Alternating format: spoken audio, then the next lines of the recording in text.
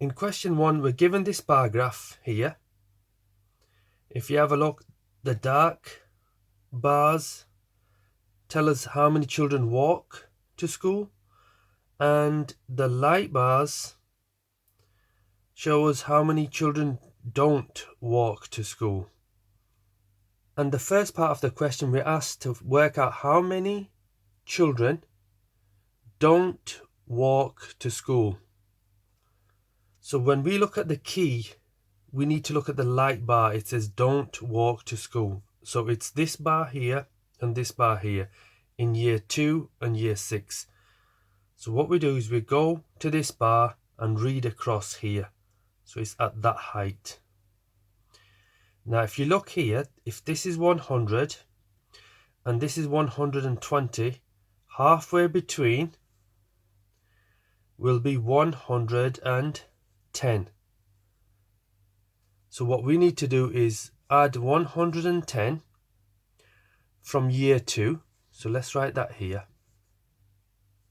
And we go to year 6, we go up the light bar and then we go across. So let's just go across and have a look. And if you look carefully, that will be 90.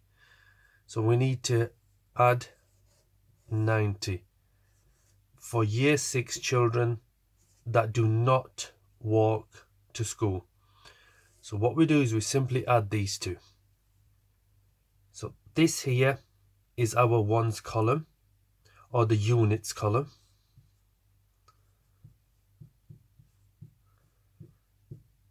So some children will call it units, other children will call it ones column. This next column is the tens column, and the third column here is the hundreds column. So 0 add 0 is 0. 1 add 9. This makes it 10. Now watch this carefully. I cannot put 10 in this one column. So what I have to do is rub this out. Now we put the 0 here and carry the 1 over to the next column. So now we're in the third column, the hundreds column. So we do 1 add 1, which is 2. And the number of children who do not walk to school is 200. In the second part of the question, we're asked to work out how many more year 6 than year 2 children walk to school. So we need to work out how many year 6 children walk to school. So if we look here, walk to school is the darker bar. So year 6 is here. If we look at the dark bar and we go up, and from there we read across, we see it's 120.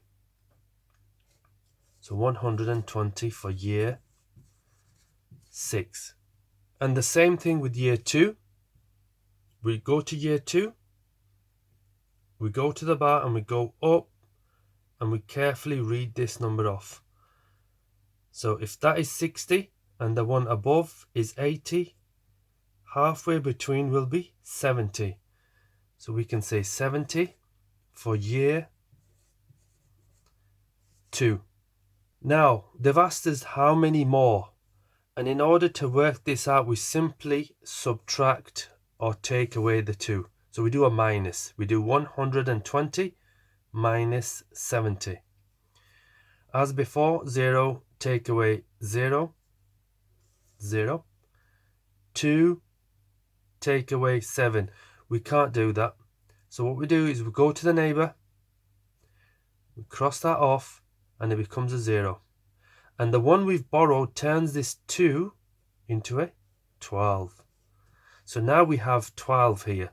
So it's 12 take away 7. And that is 5.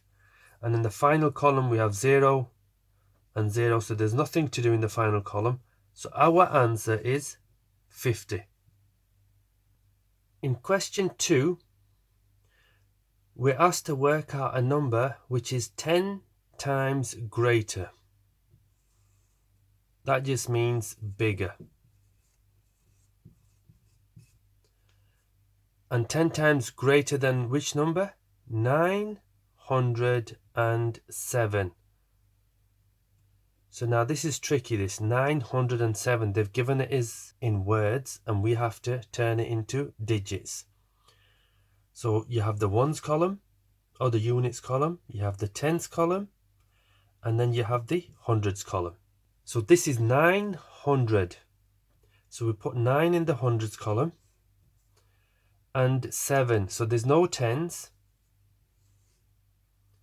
And 7 goes in the ones column. And remember what we said about this. This is the ones column. Or some people call it the units column. So we need to find a number that is 10 times bigger than this. And what's the rule for multiplying by 10? Because 10 times greater just means times 10. And the rule is, if you have a whole number or integer, let's write the word integer again. Integer. And that just means a whole number. And what did we say? The whole number can be positive. It can be negative. Or it can be 0. So what I do with this 907, I multiply it by 10. And the rule is, if you have a whole number, you simply add on 0. So now this here is my number. So let me write that here. 9070. And as before, 1, 2, 3, comma. So in your head, you should have thousands in your head there. So it's 9070.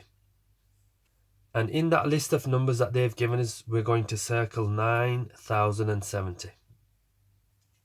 Question 3, we're given this multiplication grid. And we're asked to find out the missing numbers.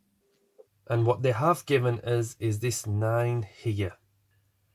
And the way it works is, it'll be 9 times something is 63.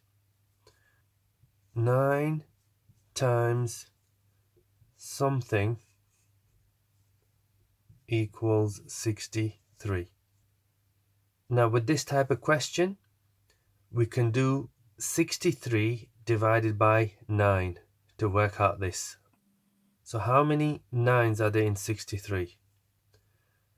Let's do our 9 times table. 9, 18, 27, 36, 45. And if you note, the ones column is going down in ones and the tens column is going up in ones. And it's important you learn your times tables. It's 54, 63, 72, 81. So let's go to 63 here. So there's 1, 2, 3, 4, 5, 6, 7. Lots of 9. So 9 times 7 is 63. So we can put this 7 here. Now what I can do is go across and do the same thing. 9 times something is 54. So let me write that down here. 9 times something equals 54. And as before, I can do 54 divided by 9 to work this out. So I've got my 9 times table here, and I need to go to 54. So I need to go up to there. So 1, 2, 3, 4, 5, 6. So I have 6 lots of 9 in 54. So I can put the number 6 there. Now, moving on to this one. Something times 7 is 56.